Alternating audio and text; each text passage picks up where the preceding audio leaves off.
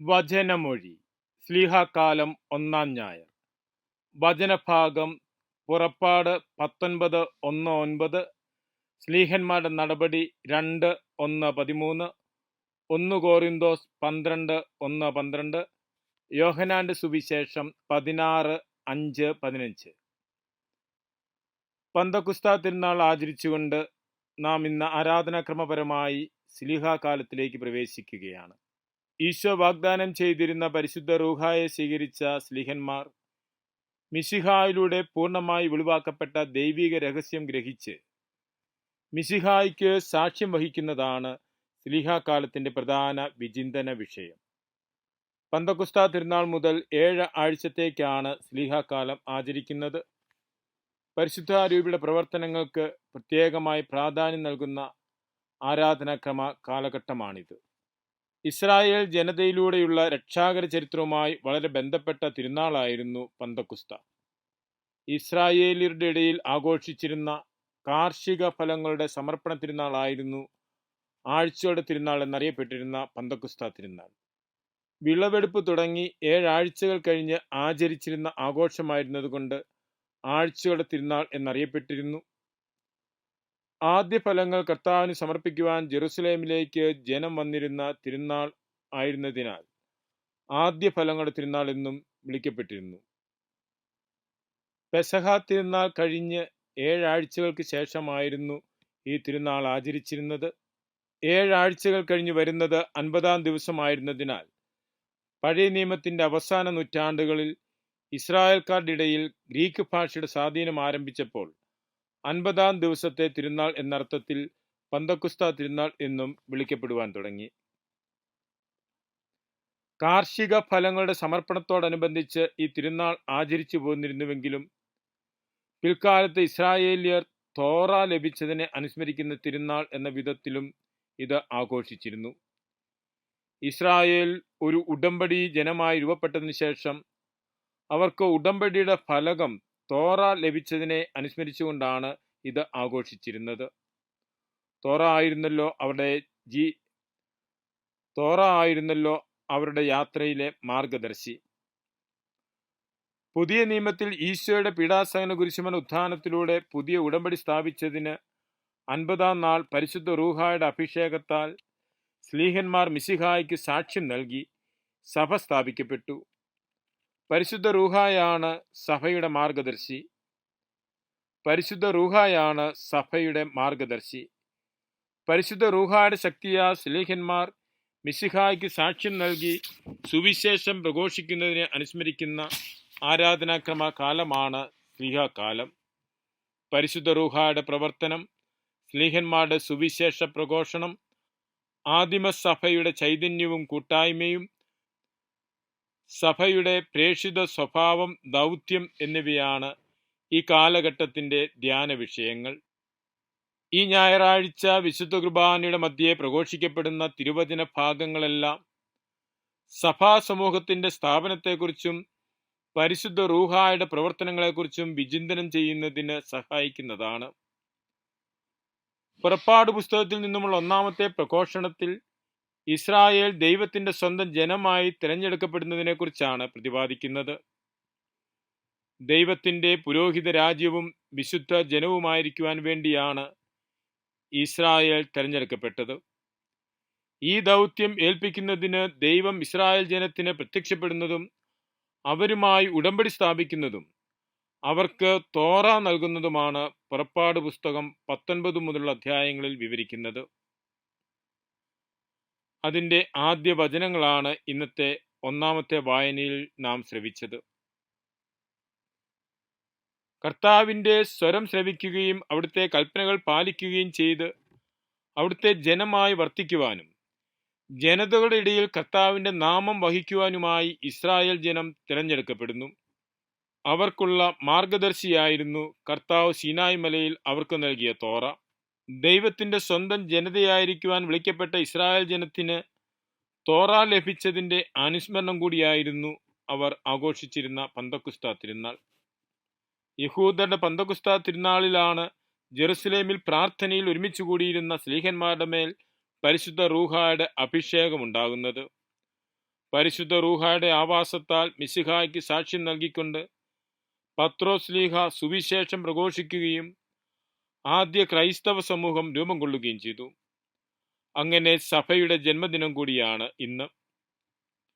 മിശിഹായാൽ സ്ഥാപിതമായ സഭയുടെ മാർഗദർശിയായി പരിശുദ്ധ റൂഹായെ നൽകിയതിൻ്റെ ഓർമ്മയാണ് പുതിയ നിയമത്തിലെ പന്തക്കുസ്ത.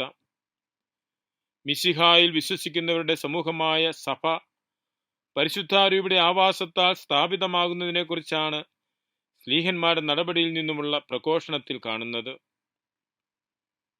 പഴയ നിയമം പുതിയ നിയമത്തിന് വഴിയൊരുക്കുന്നത് പോലെ പന്തക്കുസ്തായിലൂടെ തിരുസഭയ്ക്ക് വഴി തെളിയുന്നു. പരിശുദ്ധാരൂപിയുടെ അഭിഷേകത്താൽ ശക്തി പ്രാപിക്കുന്ന സ്ലീഹന്മാർ തീഷ്ണതയോടെ സുവിശേഷ പ്രഘോഷണത്തിനായി ഇറങ്ങിപ്പുറപ്പെട്ടതിൻ്റെ ഫലമാണ് തിരുസഭ.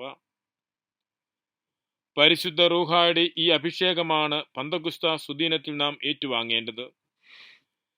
സ്ലീഹന്മാരുടെ തീഷ്ണതയാണ് നാം ജീവിക്കേണ്ടത്. പരിശുദ്ധ റൂഹായുടെ അഭിഷേകമാണ് പന്തക്കുസ്ത സുദീനത്തിൽ നാം ഏറ്റുവാങ്ങേണ്ടത്. സ്ലീഹന്മാരുടെ തീഷ്ണതയാണ് നാം ജീവിക്കേണ്ടത്. ഈശോയുടെ കൽപ്പനയനുസരിച്ച് പ്രത്യാശപൂർവ്വം പ്രാർത്ഥനയിലായിരിക്കുന്ന വിശ്വാസി സമൂഹത്തിനാണ് പരിശുദ്ധ റൂഹായുടെ ആഗമനത്തിൻ്റെ അനുഭവമുണ്ടാകുന്നത്.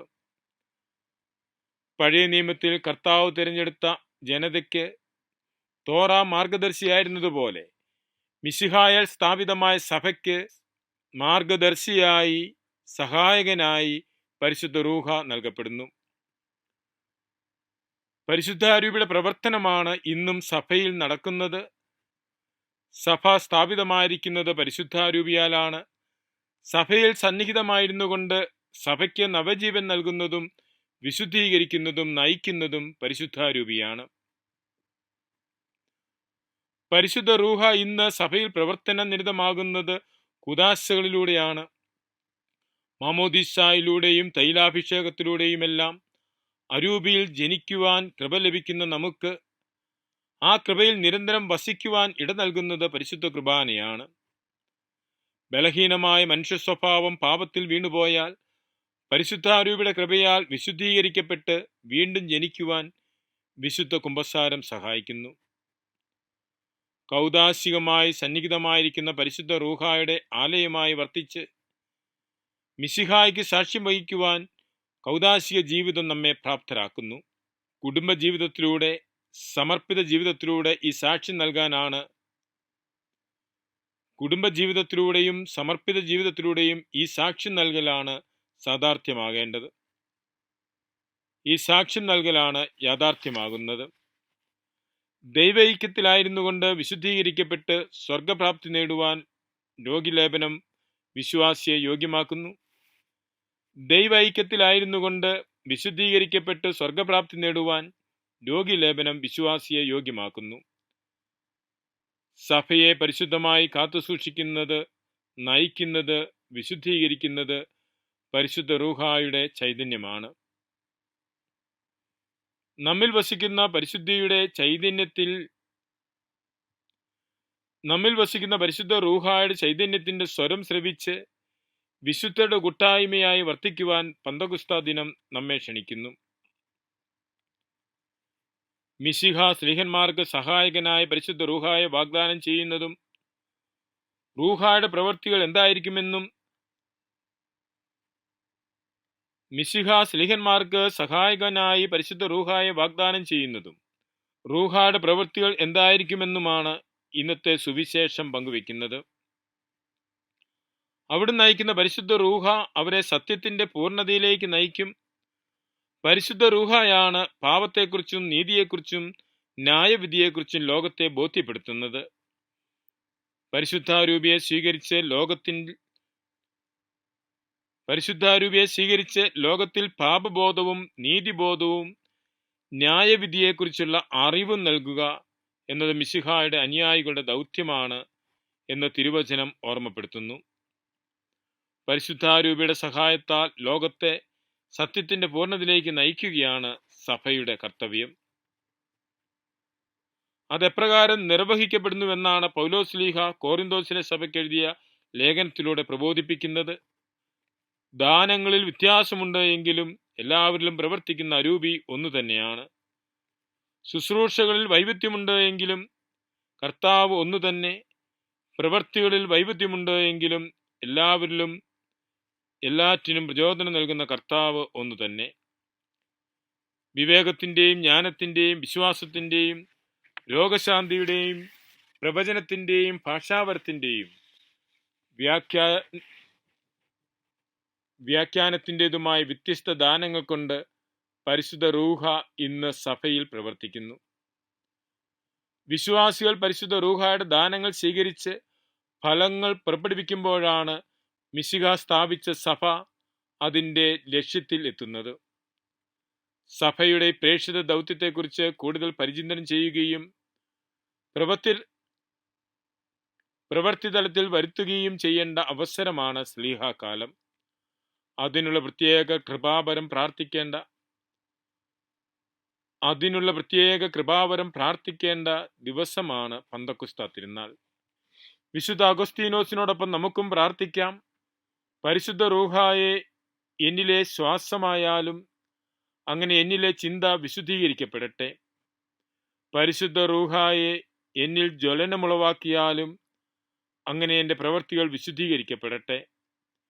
എൻ്റെ ഹൃദയത്തെ അങ്ങയിലേക്ക് അടുപ്പിച്ചാലും ഞാൻ വിശുദ്ധമായവയെ സ്നേഹിക്കട്ടെ. എന്നെ പരീക്ഷിച്ചാലും ഞാൻ എപ്പോഴും നിർമ്മലമായിരിക്കട്ടെ. ആമേൻ.